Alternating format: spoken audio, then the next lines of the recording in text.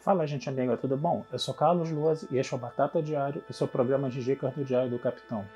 E hoje nós vamos continuar nossas análises de episódios de Jornada nas Estrelas, voltando a Deep Space Nine, tá? Mais especificamente o 8º episódio da primeira temporada, intitulado O Passageiro.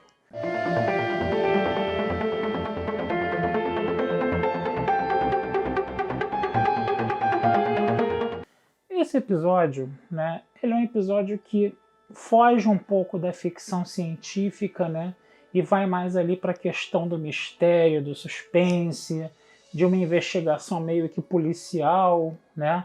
Ele muda um pouco o gênero, né? A ficção científica só aparece nas Technobabbles ali para justificar algumas passagens, algumas ações do filme, né? Do episódio, no caso, né? Mas do que é essa história? A gente tem aí, né, o Bashir e a Kira, né, voltando de uma missão numa nave auxiliar, quando eles recebem um pedido de socorro, né? Tem uma nave que está praticamente pegando fogo, praticamente explodindo, e quando o Bashir, né, e a Kira chegam a essa nave, eles encontram uma mulher desacordada, né? Eles reanimam essa mulher, e o Bashir percebe que tem uma porta trancada, né, e que tem uma outra forma de vida do outro lado. E a mulher fala, não abre, né, essa porta, deixa essa pessoa morrer, né? E aí o Bashir, né, na coisa dele de ser um médico, né, ele vai, tenta salvar a pessoa, coisa e tal, né?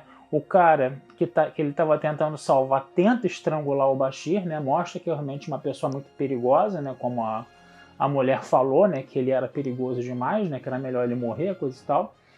E aí o cara aperta o pescoço do Bashir e fala, não deixa eu morrer, e logo depois morre, tá? E aí eles levam a nave, né? Eles conseguem controlar a explosão da nave, eles levam a nave para a estação, eles levam essa moça para a estação e eles levam o corpo desse cara para a estação, né? E os outros tripulantes todos eles morreram. O que vai acontecer? Essa mulher, tá? Ela se chama Kajada, né?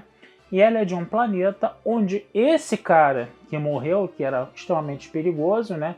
Era um cara que era um cientista, e ele era um cientista que não tinha o menor apreço pela vida dos outros, né? E ele, inclusive, usava a vida dos outros para prolongar a vida dele, né? Com os procedimentos científicos que ele conhecia, né? E aí o que vai acontecer? O cara tá morto, né? E a Kajada, né, não acreditando que ele estava morto, pediu autópsia, pediu 1000 exames, e ela nunca acreditava que o cara, né, estava realmente morto ali no caso, né? Por um outro lado, estava chegando um carregamento de um mineral, um elemento químico, uma coisa assim, né? E esse carregamento ele estava sendo muito visado. Por quê? Porque as pessoas do planeta, né, dessa moça e desse vilão aí, desse bandidão aí, né, eles sofriam de uma doença que a única forma daquela doença ser aliviada, né, era esse mineral aí no caso. Só que não existia mineral em quantidade suficiente, né, para todas as pessoas. Então esses carregamentos desse mineral aí, eles eram muito, como eu posso dizer, eles eram muito visados para roubo, essas coisas, né? E estava chegando um baita de um carregamento desse do quadrante gama, né, para a estação, né, que era para essa população aí no caso. Então a gente percebe a seguinte situação: esse cara que morreu, né, que o nome dele era Vantika, né, ele estava indo para a estação com a intenção de roubar esse carregamento, mas ele já estava morto.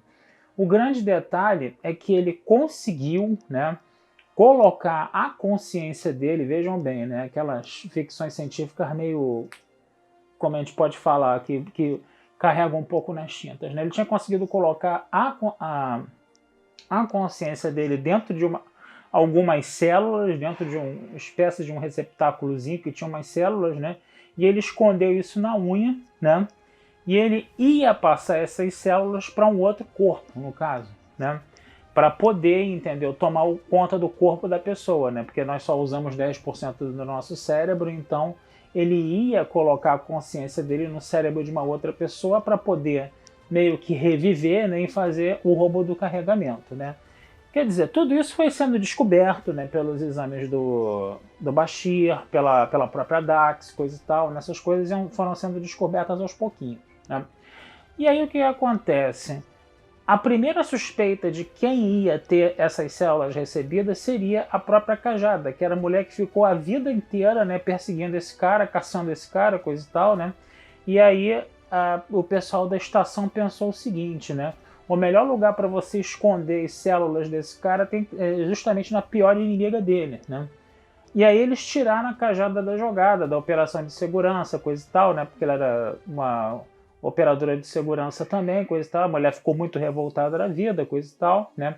Ela acabou investigando, né, a ligação que o Quark tinha com um grupo de mercenários, né? O Quark meio que intermediou um grupo de mercenários para encontrar a pessoa que estaria com vamos dizer assim, a consciência do Vantika no corpo, né?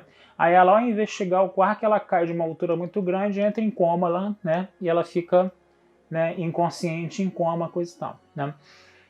E aí, no final das contas, para onde foi a consciência desse Vantika? Foi para o próprio corpo do Bashir, né? E aí o Bashir é que vai, né, roubar a nave junto com esses mercenários, né, fazer essa coisa do carregamento. Como podemos dizer, a estação joga um raio trator em cima dessa nave que está com carregamento, né, que já está sob o controle do Bashir, com essa alma do Vantika dentro dele, e tal, né? O Bashir está meio que adormecido ali, né?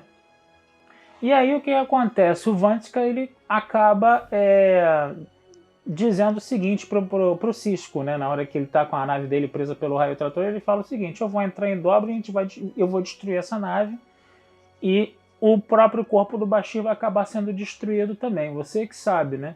Aí o Sisko e a Dax, eles conseguem uma Tecnobabel lá para passar através do raio trator um pulso eletromagnético que tiraria, vamos dizer assim, o controle da consciência do Vantika em cima do corpo do Bashir, a ponto do Bashir poder desligar desligar os escudos, né, que estavam erguidos, né, e poder fazer o teletransporte, o Sisko poder fazer o teletransporte do corpo dele para a estação, no caso, tá? E aí depois, né, o que acontece? Quando eles conseguem tirar, né, o Bashir, né, da nave e levar para a estação, né, o Vantika está ainda tentando, né, controlar o corpo do Bashir. Então o Sisko tonteia o Bashir com o phaser, né? E aí depois a Dax ela faz mais uma Tecnobabelzinha lá, usa uma máquina lá para teletransportar somente as células que estão com a consciência do Vantika, né? E aí eles botam essas células com a consciência do Vantika num receptáculozinho, né?